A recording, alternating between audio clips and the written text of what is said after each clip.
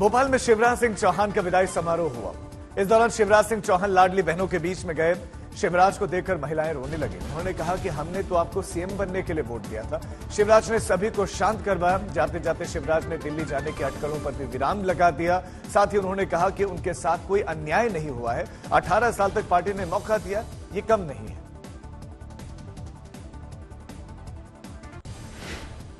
बैठे। मैंने उस दिन, जब आपको ध्यान होगा, जो संदर्भ था वो ये था कि बाकी दिल्ली में है, आप दिल्ली जाएंगे क्या। एक बात मैं बड़ी विनम्रता के साथ कहता हूं कि अपने लिए कुछ मांगने जाने से बेहतर मैं मरना समझूंगा। वो मेरा काम नहीं है, और इसलिए मैंने कहा था मैं दिल्ली नहीं जाऊंगा। बड़ा घटिया सोच है, मैं कहाँ रहूंगा, मैं कहाँ रहूंगा, मैं कहाँ रहूंगा। अब ऐसा आदमी कुछ नहीं कर सकता, सिर्फ अरे मैं नहीं बना, रोऊं गाऊं, बड़ा अन्याय हो गया। काय का अन्याय हो गया? अरे मैं आज कह रहा हूं साहब, एक साधारण कार्यकर्ता को 18 साल मुख्यमंत्री बना के रखा भारतीय जनता पार्टी ने। कोई दूसरा पहलू नहीं देखते। एक साधारण कार्यकर्ता को इतने साल भारतीय जनता पार्टी जिसने मुख्यमंत्री बना के रखा, सब कुछ दिया भारतीय जनता पार्टी ने मुझे, अब मुझे भारतीय जनता पार्टी को देने का वक्त आया है। ये सोच क्यों नहीं हो सकती? मुझे नहीं बनाया, क्या नहीं बनाया? और इसलिए मैं इससे ऊपर हूं बिल्कुल। कांग्रेस सांसद धीरज साहू के घर पर नोटों की गिनती खत्म हो गई है। साहू के घर से 351 करोड़ रुपए बरामद हुए हैं। इन रुपयों को Odisha state bank of India में जमा करवाया जाएगा। रुपयों के साथ साथ कई जरूरी कागजात भी इनकम टैक्स की टीम अपने साथ में ले गई। अब 16 दिन के अंदर धीरज साहू को सबूत देना पड़ेगा कि उन्होंने ये रुपए कमाए कैसे। यदि धीरज साहू सबूत देने में असफल रहते हैं तो 351 करोड़ पर 30% इनकम टैक्स और 60% जुर्माना लगाया जाएगा, और साथ ही संपूर्ण बरामदगी पर ब्याज भी लगाया जाएगा। नियमों के मुताबिक 90% से ज्यादा राशि सरकार की हो जाएगी। ब्याज के बाद शेष जो बचेगा उसे वापस कर दिया जाएगा। यदि धीरज साहू सबूत नहीं दे पाते तो उन्हें जेल भी जाना पड़ सकता है। इस मसले पर सियासत भी जारी है। कांग्रेस सांसद अधीर रंजन चौधरी ने कहा कि वो ये तो जानते भी नहीं है कि धीरज साहू है कौन। उन्होंने कहा कि विजय माल्या, नीरव मोदी पर सरकार कुछ नहीं कर पाए, कम से कम धीरज साहू पर तो कार्रवाई करे।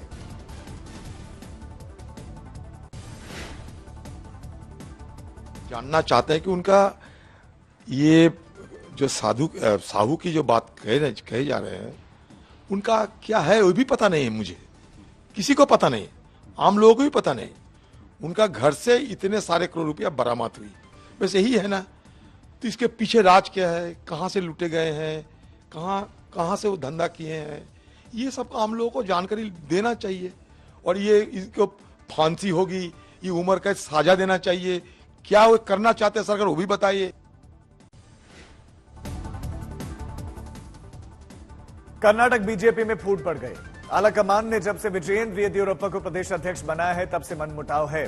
बीजेपी विधायक बसंत गौड़ा ने अब खुली बगावत कर दी है। उन्होंने विजयेंद्र को प्रदेशाध्यक्ष मानने से इनकार कर दिया है।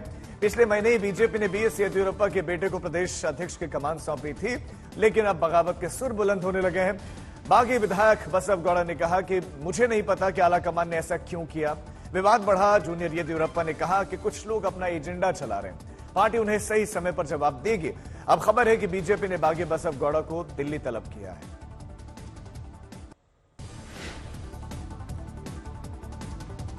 जेएनयू में प्रोटेस्ट करने पर जुर्माना लगेगा। विश्वविद्यालय से रूल मैन्युअल में लिखा गया है कि यदि कोई छात्र या संगठन प्रशासनिक भवनों के 100 मीटर के दायरे में धरना प्रदर्शन करता है तो उस पर 20,000 रुपए का जुर्माना लगाया जाएगा। और सिर्फ प्रशासनिक भवन ही नहीं, क्लासरूम्स, लैब आदि के आसपास भी विरोध करने पर जुर्माना लगेगा। और इस फैसले से विश्वविद्यालय के छात्रों में नाराजगी है। दक्षिणपंथी और वामपंथी दोनों ही धड़ों ने विरोध किया है। हालांकि वाइस चांसलर ने कहा कि यह कोई नया नियम नहीं है, 1980 से जेएनयू में यह नियम चल रहा है। विश्वविद्यालय की कार्य समिति ने सर्वसम्मति से इस नियम को लागू करने पर सहमति जताई है। ये रूल्स नहीं है, ये रूल्स में आने से पहले चल रही है। ये फाइन का स्लैब भी चल रही है। उल्टा मैंने बहुत बच्चों को जिसके ऊपर प्रॉक्टरल इंक्वायरी थी, सब मैंने वापस लिया और उनको माफ भी कर दिया। सो उल्टा मैं उनको फ्रीडम ऑफ चॉइस दिया और उनका करियर बर्बाद नहीं किया।